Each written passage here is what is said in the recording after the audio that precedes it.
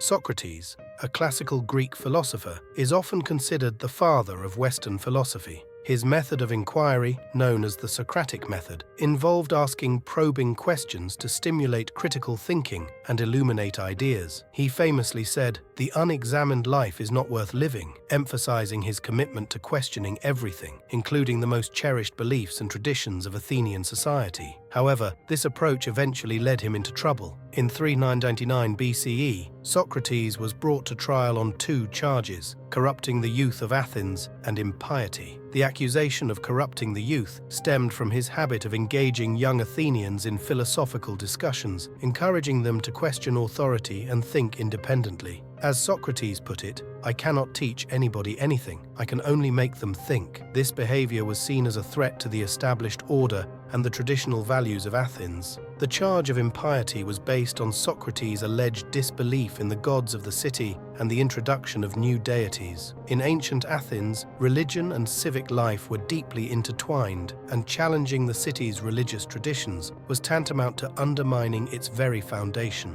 Socrates was tried by a jury of his peers, composed of 500 Athenian citizens. The trial was a public spectacle, reflecting the intense emotions and divisions within Athenian society. During the trial, Socrates defended himself with his characteristic wit and eloquence. He argued that he had never claimed to teach anyone anything, and that his questioning was a service to the city, helping to awaken people to the pursuit of virtue and wisdom. "To find yourself, think for yourself," he said, encapsulating his belief in the importance of independent thought. Despite his compelling defense, the jury found Socrates guilty by a narrow margin. The sentencing phase followed, where Socrates was given the opportunity to propose an alternative punishment. In a move that shocked many, Socrates suggested that he should be rewarded for his service to the city rather than punished. This suggestion was perceived as arrogance and further alienated the jury. Ultimately, Socrates was sentenced to death. The method of execution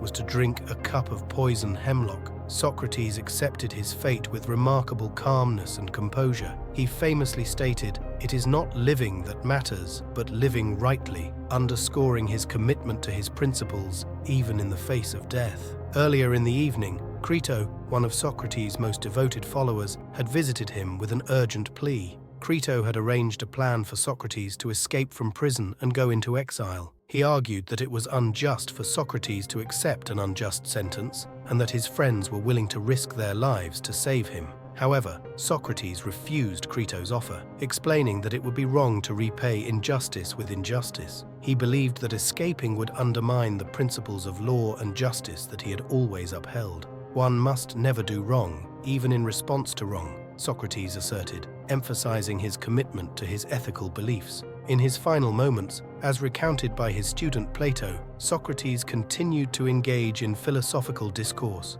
discussing the immortality of the soul and the nature of the afterlife. The death of Socrates was a turning point in ancient Greek philosophy. His trial and execution raised profound questions about the relationship between the individual and the state, the nature of justice, and the role of the philosopher in society. These themes have resonated through the ages and continue to be relevant today. Plato, Socrates' most famous student, documented the trial and the events leading up to his death in a series of dialogues, including Apology, Crito, and Phaedo. These works provide a vivid and detailed account of Socrates' defense, his philosophical ideas, and his unwavering commitment to his principles.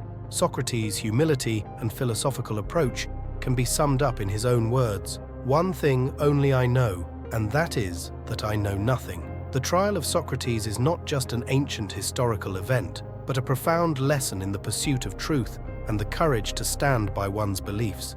It reminds us of the importance of critical thinking and the enduring power of philosophy. Thank you for joining me today as we explored this pivotal moment in history. Don't forget to like, subscribe, and share your thoughts in the comments below. Until next time, keep questioning and stay curious.